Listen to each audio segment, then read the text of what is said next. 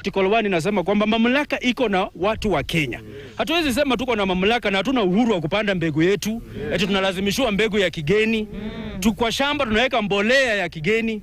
Ukiangalia kwa masoko mengi, hata kama hii ya Sehendu iko hapa na hizo soko zingine zote ziko na uchafu ambayo ni organic. Kwa nini serikali isichukue hiyo organic waste, itengeneze organic manure, zirudi kwa shamba? Wanalazimisha kununua mbolea kutoka nje kuja kutuuzia na bei ya juu. Na zamani wazee wetu walikuwa wanachukua mbolea ya ng'ombe, mbolea ya kondoo, ya kuku, wanaweka kwa shamba na mazao ilikuwa mengi. Hatukuwa tunaona mashamba ikisumbua. So tunasisitiza kwamba sisi hatutambui GMO. Mambo ya GMO sioni kama ni mzuri vile serikali wanataka kutulazimishia, kwa sababu sisi kama Africans tuko na vyakula ya kutosha. Na vyakula vyetu haihitaji mambo mengi.